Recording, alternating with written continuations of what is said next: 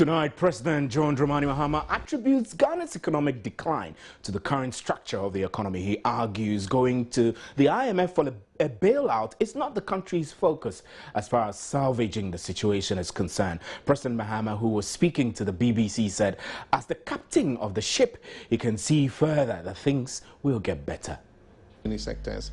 And I think that the thing about change and reform is that it takes a long time, quite a bit of time for people to see the effects of it. And so in the short term, as captain on the bridge, you can see further, you know that the ship is on course and things will get better. But as people in the ship, do you feel things will get better? Do you feel his optimism? Also tonight, Ebola panic has literally gripped fishermen in the central region. This follows the arrival of droves of them returning home from Liberia. Liberia is one of the countries in West Africa that is heavily affected by the Ebola outbreak. Opinion leaders and health officials in the area are trying to manage the heightened fear in the area. This is today's big story. My name is Stephen Enti.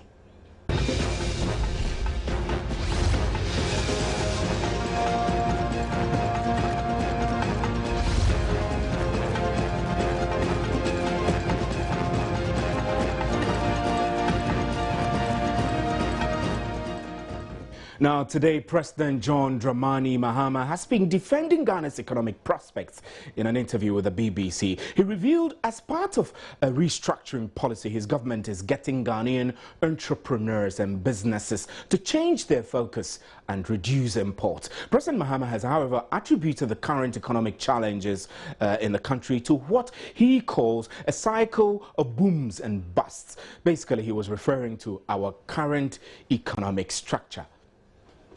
In the transparency index, there might be cases of corruption, but when they occur, government takes action and investigates them. We have people on trial, you know, in respect of the case, the particular case they call JIDA. People are being asked to refund monies that they got undeservedly. And so where corruption is involved, we are taking measures, not only in terms of sanctioning people, but also in terms of putting in place the legislation and the administrative procedures that make it difficult for people to be corrupt. Some have said the situation is so dire in Ghana that you may need to ask for an IMF bailout. Is that on the cards? Ghana is under Article 4 with the IMF. And so the IMF sends missions and works with us to review the progress we're making. And they come back with their reports. And based on the reports, if there are any corrections to be made, we do so. It is out of the last Article 4 mission that we came out with a homegrown economic consolidation policy. We held a National Economic Forum at Senchi, and based on the consensus of people, stakeholders from all sectors of Ghana, based on the consensus that we reached, we came out with what we call the Senchi Report. The Senchi Report was presented to me last week, and we are forming the Implementation Advisory Group to work on implementing the Senchi Report. You've spoken of a stabilization plan. What are the key components of it, and how quickly will you implement it? The plan has been presented to Parliament, I told you, and it's in the homegrown fiscal consolidation measures. And it has several aspects to it. Apart from the monetary consolidation, which the Bank of Ghana is responsible for doing, we also have to work on the fiscal side. And the fiscal side means bringing the deficit down. A deficit means simply that you're spending more than you're earning. And so all the plans in the homegrown consolidation policy are meant to bring down expenditure and bring revenue so that they are in sync and they balance.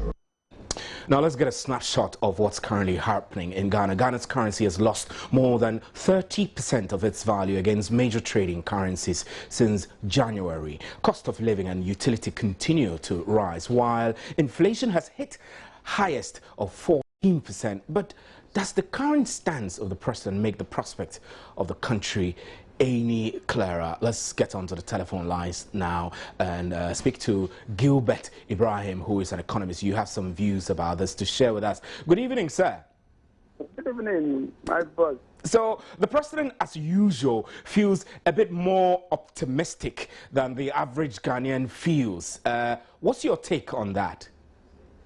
Yeah, I think maybe the president, the leader, want to look at the challenges from an optimistic angle. I think that is where everybody should go, despite the challenges and everything. We shouldn't throw in the towel. We shouldn't give up on the economy.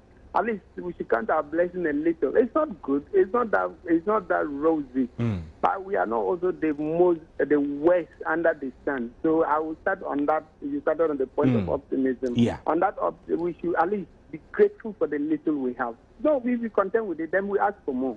But to rubbish everything and cry out as if this was the worst, any country that gets the worst completely, to that sometimes, personally, in my own life, I don't agree to some of those things. But on a national level, it's a different thing because you're dealing with different kinds of people with different mentalities, different approaches to life.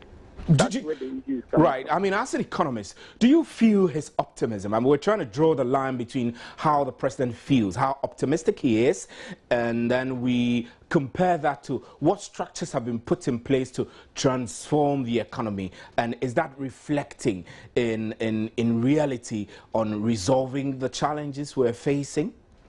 Okay, now to put it in the right issue on the face value from economic angles that we look at the 2013-2014, the challenges we're going through.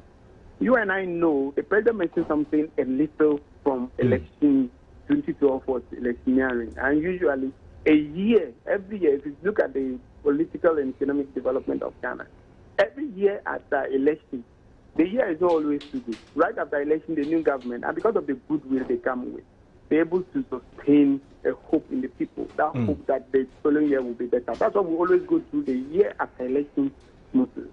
But His Excellency regime was hit by another court issue that slowed down everything waiting for the court and took about half of the year. So it's expected that the challenges should be deeper than we have ever experienced. You're speaking like the same government spokespersons have been telling us, attributing everything to the court case and the fights, and then getting less time to settle down. Yeah. Let's get this. We want to look at the problem and where we have gotten to. That's right. What the president has said and what can be done to get out of it. Good. And in the diagnosing where we have reached, we are picking the pieces. Whether economic view, political view, we can't take away the election effect on the year 2013. Right. And we can't take away the issue of the court on economic issues on the economy. We cannot discount them. So these are integral. They are part of the problem. And then if you also look at the nature of the Ghanaian economy, definitely what has brought all these issues when the city started flying, and the Bank of Ghana came with a policy, a monetary policy, that regulated the foreign account issue.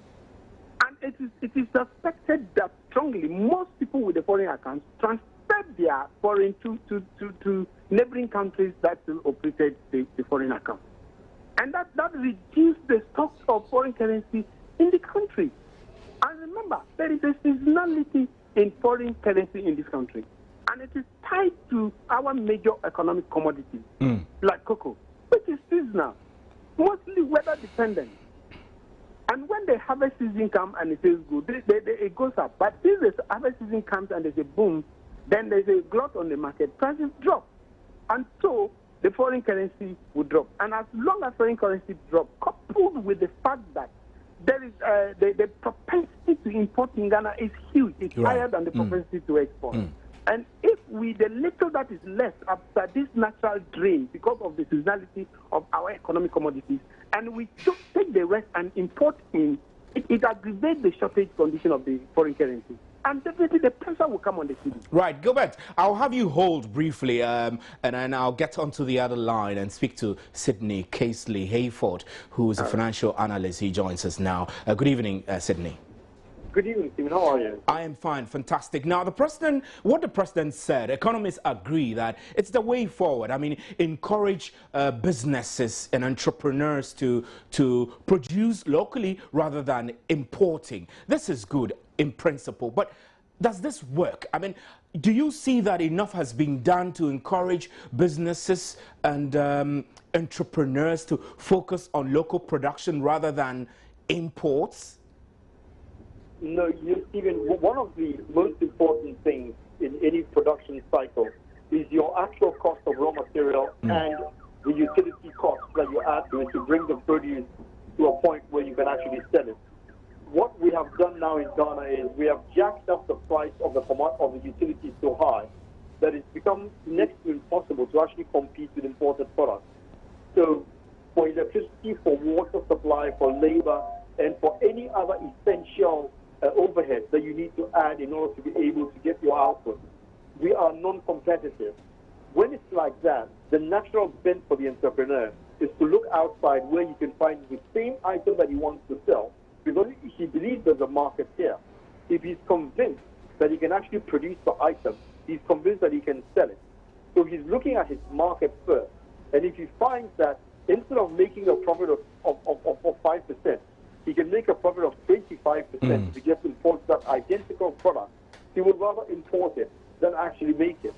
So that's what you're seeing. So it doesn't matter how much you encourage the entrepreneur, you have to give him the right environment and the right conditions and the right input to be able to make a product that will be affordable in the marketplace. So you're suggesting that the president is possibly getting the mix wrong? I'm suggesting that the whole economic management of this country is being misconceived. I think that there isn't a realistic picture of what we can truly do with this economy if we get a chance to do so. But that's serious. What you're saying is serious. If there is no realistic picture of what we can do, it means we're groping in the dark with no direction. Yes, but it is serious. And this attempt to say that we are going through some temporary short-term challenges and the underlying economy is strong is really deceiving ourselves.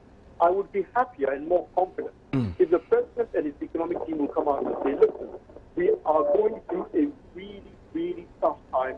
We don't have too many answers. This is what we think we can do. We welcome anybody's idea. If you think we can ask with it, tell us so we can deal with it. I will feel a lot more confident that I have a team that is looking at the reality, is being realistic with the problem we have, rather than trying to give me the impression. So Sydney, what you're saying is that our system lacks ideas, or the ideas are there, but we don't have the leadership muscle to implement these ideas effectively? Even if we had the ideas, we would have fixed it, we would have used them, we would have brought them in, and we wouldn't be in this situation. So yes, we don't have the ideas, so we are not thinking out of the box in order to be able to come out of this dilemma. We are projecting that everything will be fixed by December of this year. There's no chance it will be fixed. The only way you can fix it is to forge the numbers and to give the impression that you are fixing it. But it will catch up with you as it has caught up with us as we sit today. Right. Sydney, let me pan back to Gilbert, who is also on the line. Gilbert Ibrahim, you heard what Sydney is saying. It does look like it's serious. He says that we don't seem to have a clear direction of what will work and what will fix the problems facing the economy. Do you see it that way from where you stand? No, really, from that.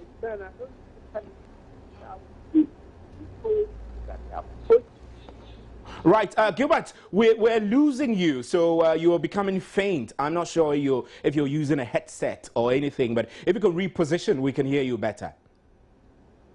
Hello? Yes, I can hear you now, Gilbert. Yeah, what I'm saying is that I agree with him, but not completely. From the way we do things in the country, it's obvious that whatever we say, we don't really have the way out. But then, practically, if you look at what has been happening over the years and what would have to happen this year, we all know in this country that, our major commodities that we depend on are seasonal. It's cocoa.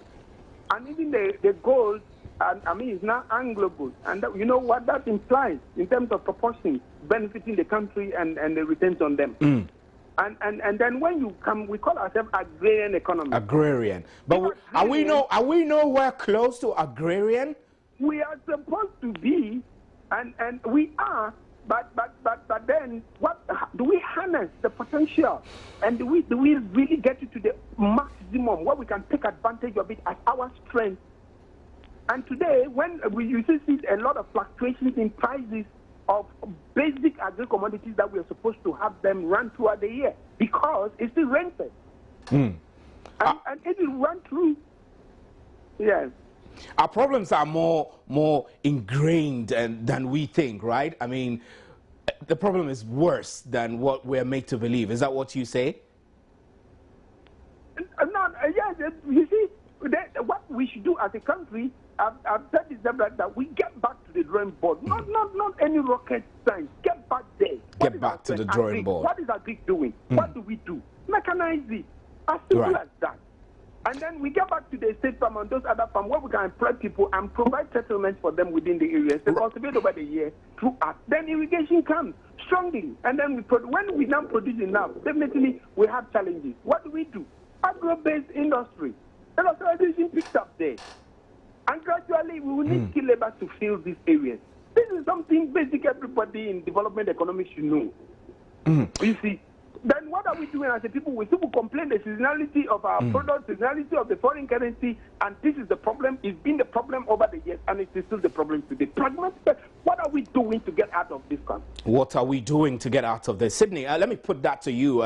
You heard Gilbert. What Gilbert is saying is we should go back to the drawing board. Go back to the drawing board with what? What kinds of restructuring do we need as a country to get back on our feet again? Well, you see, Gilbert started off by saying that he doesn't entirely agree with me. But if you heard him correctly, he entirely agrees with me because he's asking fundamental questions. Why can't we just do the basics and get those things fixed? And that's why I say there is no reality in what we are doing. Look, how long have we not known that our bedrock is cocoa and gold? Yeah. How long have we not known that we need to diversify the economy? How long have we not known that we need to get industry working? How long have we not known that we need to develop the agriculture base to some extent so we can add value to it and process it? How long have we not known that government needs to back out of trying to control and manage every facet of the economy and allow private sector to take the opportunity to use the market forces to develop itself? We've known this for decades. I started talking about this when I was a young lad. I am still talking about it today. And I'm no longer as young as I used to be then, of course. But all I can see is we are meandering and wandering around the same issues and the same ideas.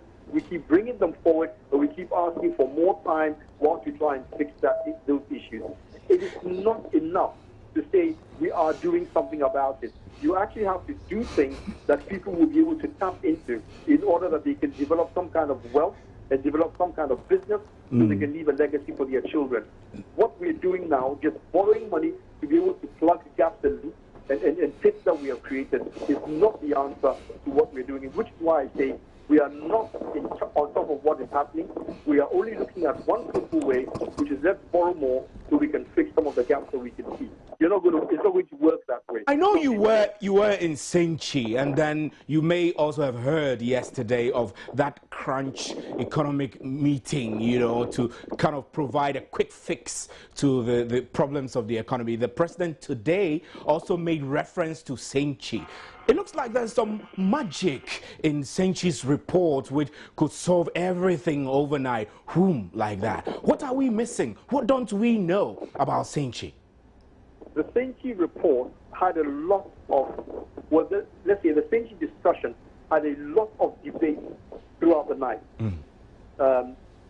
Those issues could not possibly be captured in the Senchi report because what this report is a simple regurgitation of the notes that were taken at that session.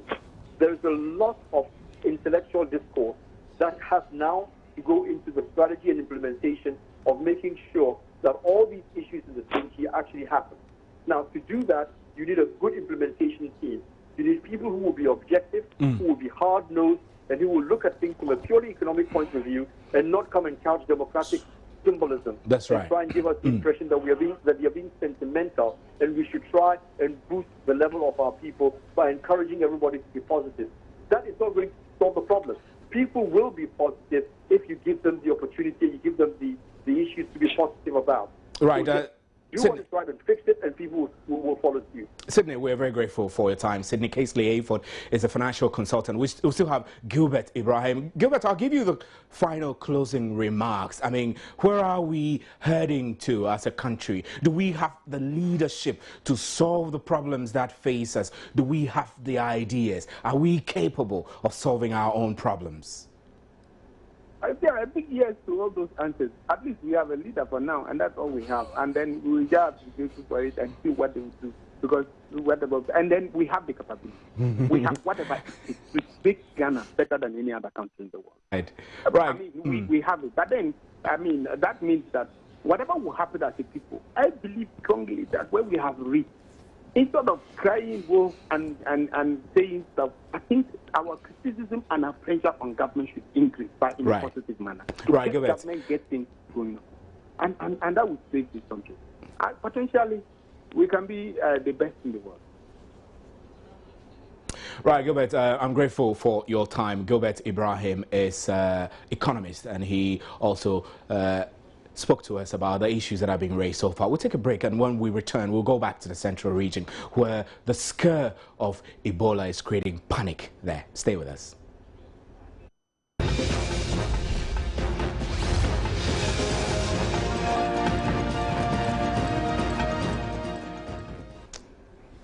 Now, the arrival of some fishermen from Liberia, has thrown people within the coastal towns of the central region into a state of panic. Residents in Senya Breku, Ewutu, Winneba, Gomoa, Fete, Nyanyano, Edina, Commander, and Salt Pond are deeply worried over the fact that these returnee fishermen have not been appropriately screened. An interministerial task force has already outlined comprehensive measures to prevent an outbreak of the virus in this country. And now these measures include a screening of all travelers entering the country from the various border posts. Joining us is Central Regional Correspondent Richard Kojonyako reports that opinion leaders in the region are worried about the lack of screening for these fishermen who are returning from Liberia. He's now joining us to give us more on this. Richard, good evening. Good evening, Steve. It's scary, right, isn't it? Yes, very scary, because, you know, the fishermen who ply their trade on the waters, there is nowhere that they will be screened, like the borders where they will be stopped and screened before they come. This one, they come and they go. It has become a regular part of them, or a routine thing that they do every day. Richard, let me take it one by one. These fishermen, are they Ghanaians or they're Liberians? They are not Liberians, they are Ghanaians. They're Ghanaians who went fishing in Liberia and are returning.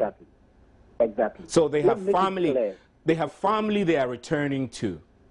Exactly. What are health officials saying about their return?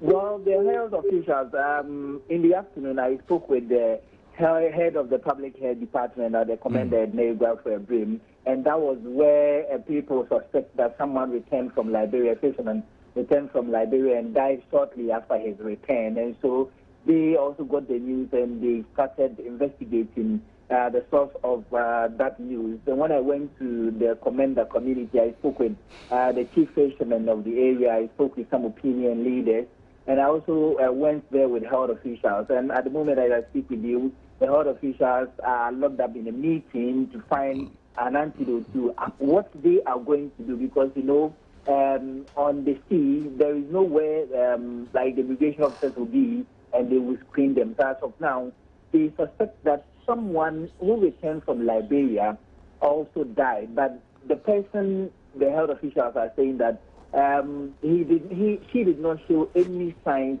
of the Ebola disease, but because he has some links with people from the Liberia, the people in the vicinity suspected that he might have died out of the Ebola disease. And so that is what is going on. Right. This thing has caused some panic and fear among residents. And so they do not want to even have some contact with the fishermen, because they feel that some of them will return from neighboring Liberia and Sierra Leone to them. Right. Because there are some, when I spoke with the chief fisherman of the area, he told me that as soon as the head of the Ebola scare, they send message to the fishing community, the Ghanaian fishing community. So Richard, let me cut you in. From what you're saying, does it suggest that awareness is high in these communities in the central region about Ebola? Are people very much aware of the disease and signs, what to look out for, etc.?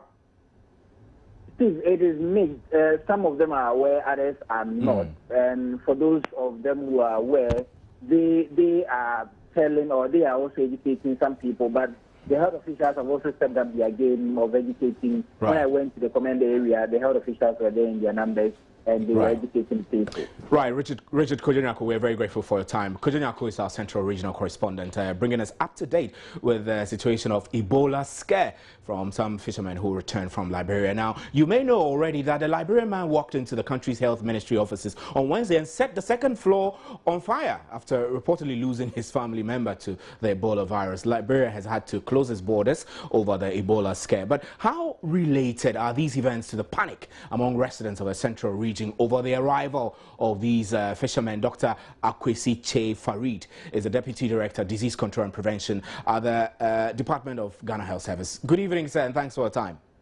Hello, good evening, sir. I haven't spoken to you for a long time. How are you? I'm doing very fine, and I hope you're doing very well. And fantastic. I'm fine. Talking about Ebola and other health issues. I'm fine. But you have picked information on social media about this scare, I mean, of fishermen returning from Liberia and causing a scare in parts of coastal towns in Central Region. What are your people doing about it? Okay, thank you very much. We're using the social media ourselves in spreading information about Ebola, how to prevent it, and how to be alert. So the social media is really helpful. Okay. And I think it was 3 a.m. when some of us got from WhatsApp the issue you have raised regarding Ghanaians returning from Liberia on canoe and one dying from Ebola and the others scattering and maybe spreading the disease. So immediately we had discussions, that is myself, the Director General of Ghana Health Service, and then the Acting Director of Public Health. And we communicated to the Regional Director of Health Services, Dr. T. Kwashi, and I can give you feedback of what we have heard from him. In fact, when I even spoke to him this evening around 4:30, Dr. T. Kwashi, who resides in Cape Coast, was following up on some of these issues in Winneba. Right. So what have you picked up, really? That there's no Ebola, and that we shouldn't be frightened that these fishermen are possibly bringing Ebola in? When we give the right information, we'll be glad that we give that right information to the public without distortion, so that we prevent scare and we prevent misinformation. So what we give to you is what we take to be authentic from our side. But I would think, Doc, I beg your pardon, but I would think that if you are health service and you are in charge of disease surveillance and control, you possibly may have stepped in to quarantine these people, to quickly run tests on them to be sure they're not a health hazard to their family and then the extended community. You haven't done that. It is that kind of talking that scares people, that creates alarm, unnecessary alarm, that creates impression of something being there when nothing is there, or even if something is there, it creates a certain magnitude of it, which may not be real. We are dealing with Ebola. It's a lethal disease. It's a very contagious disease, and we must be ready and we must be alert. Specifically on the issue of those coming from Liberia, the lady that is said to have died from Ebola, the investigation from the health team at the regional health office indicates that this person left Liberia to Ghana as far back as February. And the incubation period of Ebola is 2 days to 21 days. That means that this person, having left Liberia in February and has never stepped back in Liberia, couldn't have been said to have brought Ebola from Liberia. I see. So that must be corrected. Okay. Number two, the person was a known hypertensive who collapsed in the house and when was sent to the hospital, arrived dead.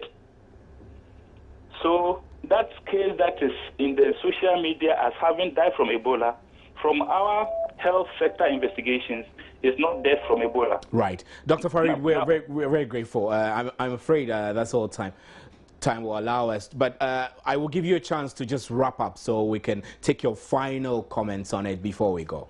Our final comment is that we need to be vigilant. We need to be alert. The district directors in all the districts in Ghana have a responsibility to give their contact numbers through the FM stations and through the market open communication system that are there, the public address systems. So when people have information, can relate to district directors. So if district directors are listening to me, if you're a health facility and you have not given your number to the communities in your catchment area, you are not helping the community. So health institutions, district health directories, regional health directories must provide contact numbers to the communities. And community members must be aware that if you see somebody who has fever and headache and feeling weak, and you suspect that it is Ebola, don't be touching the patient, but lead the person immediately to a health facility. If you're in a health facility and you suspect a case of Ebola, as we have communicated to you, please make sure that you hold the patient. Don't refer the patient, hold the patient and take specimen and notify the next higher level. We must remember that hand washing with soap actually kills the virus. Right. And therefore, to be able to keep personal hygiene to ensure that we don't touch somebody who may have the disease and carry the disease into our body and fall sick. Right, so, Dr. Farid. Dr. Farid, if you walk around, you don't get Ebola. If you don't touch a patient or touch an animal that has died with the disease or touch an animal that is infected with the disease, you don't get Ebola. By just walking and handling money and buying your food and selling your food doesn't give Ebola. Right, Dr. Farid, we're very grateful for your time. My name is Stephen Anti. This is where we'll bring the curtains down for today's big story. We'll return with an interactive segment. Stay with us.